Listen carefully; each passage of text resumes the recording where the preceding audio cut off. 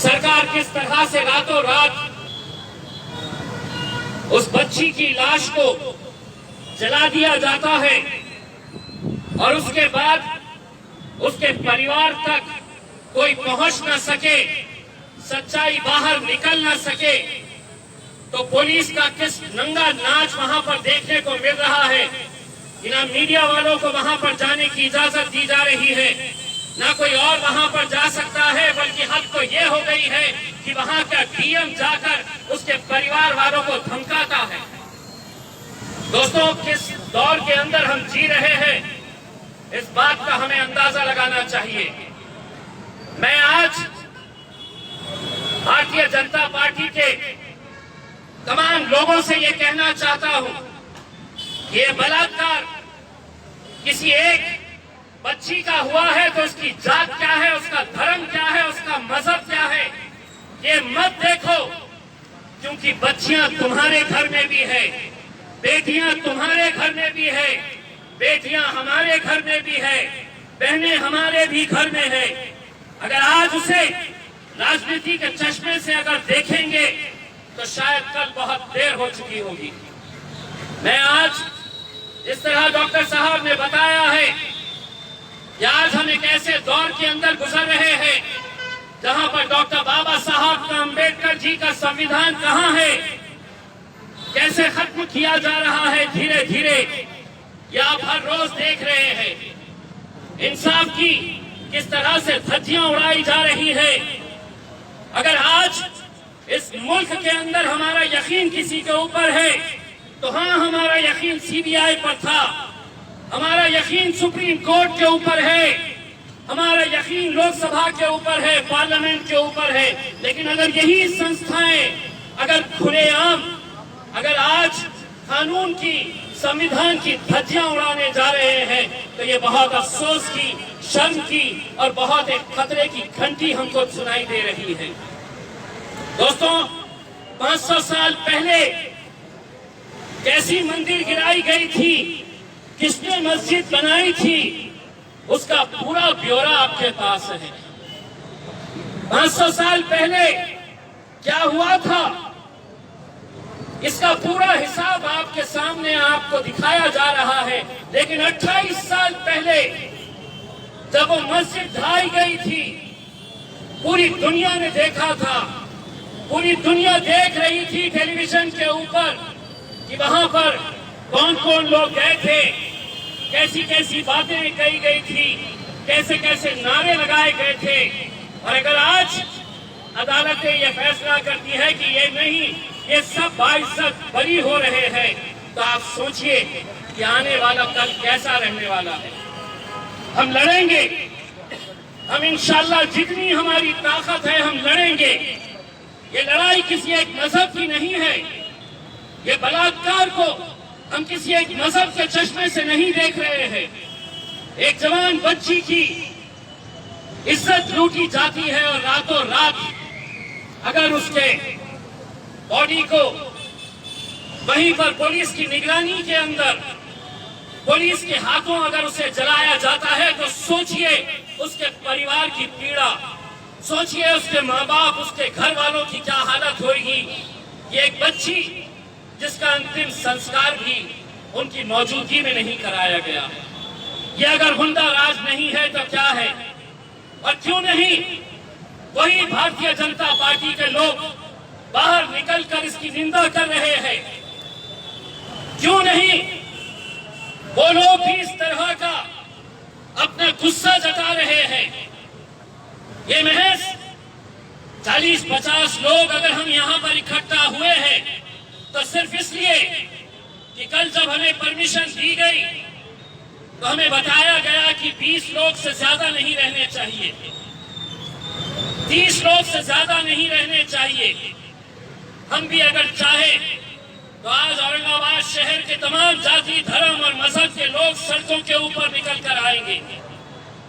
अगर इसी तरह की जुल्म और ज्यादतियां चलती रही तो हमारी भी बर्दाश्त करने की एक सीमा है।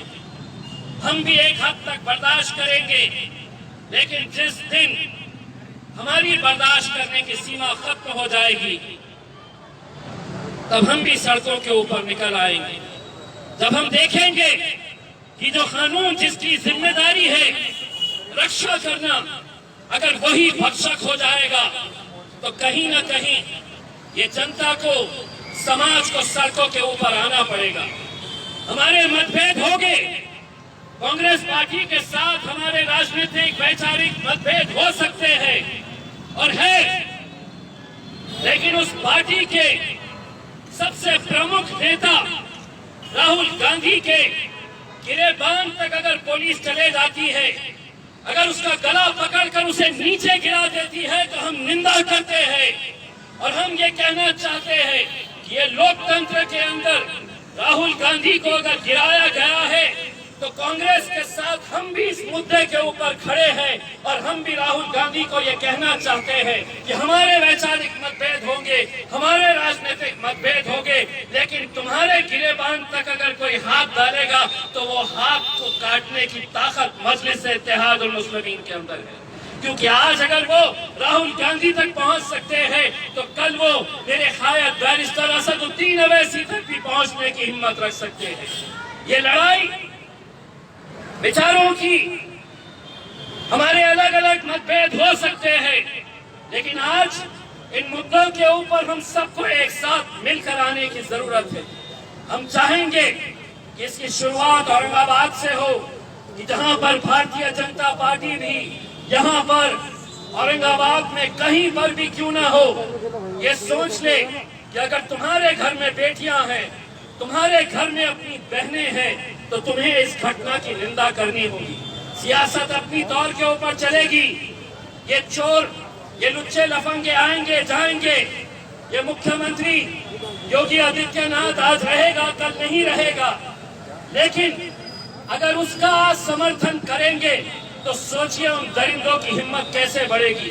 वो दरिंदों को लगेगा कि मुझे तो अगर सरकार की ताकत मेरे साथ में है तो मैं ऐसे ही बलात्कार करते जाऊंगा। और सिर्फ एक ही नहीं, यही मनीषा नाम की लड़की नहीं, हम राय रोज उत्तर प्रदेश के अंदर, बलरामपुर के अंदर, भदोही के अंदर हर रोज इस तरह की बलात्कार की घटनाएं हो रही हैं।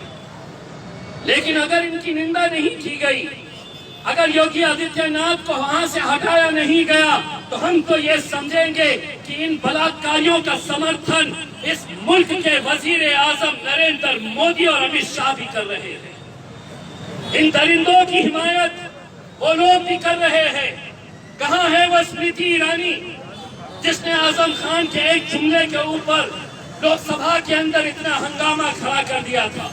अगर तू महिला है तो तुझे बाहर निकलकर इस बच्ची के दरिंदे जितने भी थे इनके खिलाफ बोलना पड़ेगा।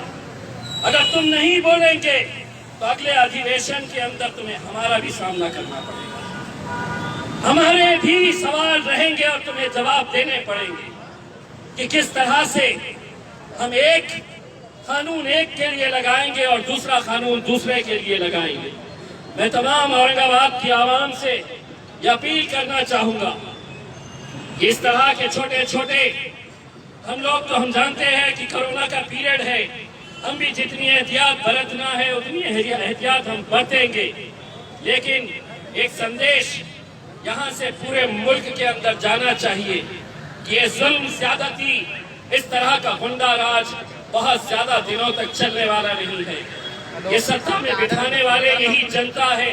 जिस दिन ये जनता सड़कों के ऊपर निकल आएगी तो इनके अंदर इतनी ताकत है कि ये सत्ता को नीचे भी ला सकते हैं, सत्ताधारियों को नीचे भी खींच सकते हैं।